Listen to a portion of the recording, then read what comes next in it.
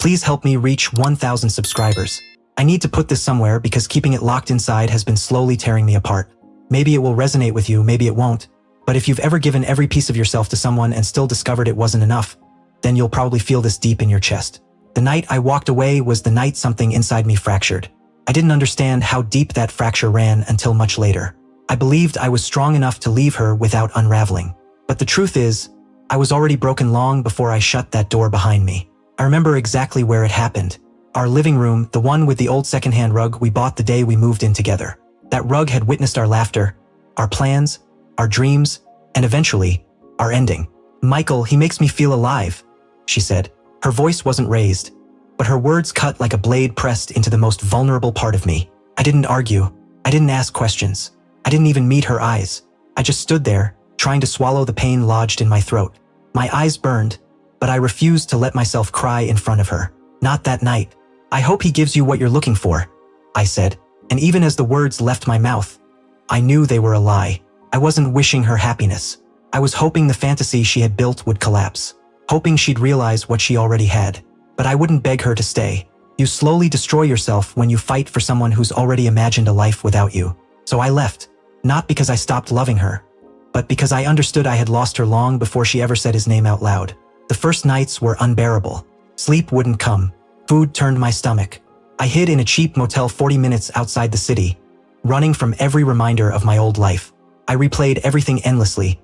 Every silence, every shift in her tone, every sign I chose to ignore. I didn't answer calls. I didn't want sympathy. I didn't want explanations. I didn't want anyone to see how badly I was drowning. Eventually, I found a small apartment far from anything that reminded me of her. It wasn't impressive, but it was mine. It was quiet, and for the first time in a long while, I could breathe without feeling like my chest was collapsing inward.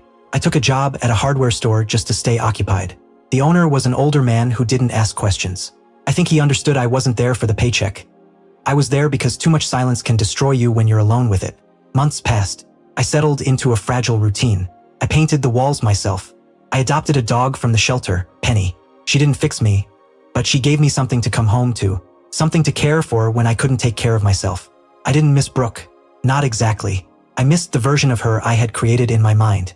The woman who would never leave. The woman who never truly existed. By the 6th month, I could breathe again. I still hurt, but I wasn't suffocating. I even met someone for coffee once. Nothing came of it, but for 1 hour, Brooke didn't cross my mind, and that felt like progress. By the 9th month, I wasn't searching for closure anymore. I had built it myself. Then she showed up. It was a Thursday evening. I had just gotten home. Work boots dirty, clothes dusted with sawdust, grocery bags digging into my fingers. I was unlocking my door when I heard someone say my name. "Michael." I froze. Brooke stood there. Same face but dulled.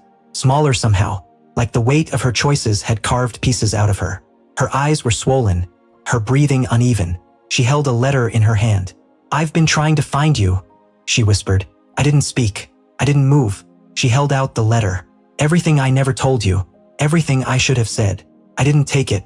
Not because I hated her, but because I refused to step back into a version of myself that allowed her to define my worth. She started crying, and for a split second, the old instinct surfaced, the one that would have pulled her inside and tried to fix everything. But that man was gone, buried under months of learning how to survive without her. "I lied about Jason," she said through sobs. "I thought I needed more, but more wasn't real. You didn't want a life with me, just excitement. And when it faded, so did he." She shook as she spoke.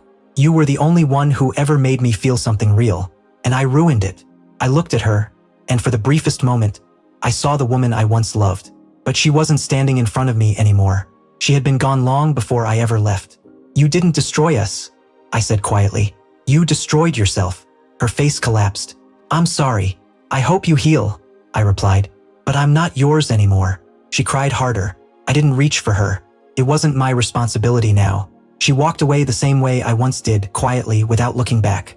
I went inside, sat on the floor beside Penny, and let the weight of it settle. My chest hurt, but it was different this time. Not longing, not regret, just the final snap of the last thread tying me to someone who stopped choosing me a long time ago. And in the emptiness that followed, there was peace. So if someone tells you they've found something better than what you built together, let them go. Don't beg, don't chase, don't sacrifice yourself just to be chosen. Walk away, because if you're patient and honest with yourself, You'll find something far more valuable than answers. You'll find peace. And that is worth more than any apology ever could be. Please help me reach 1,000 subscribers.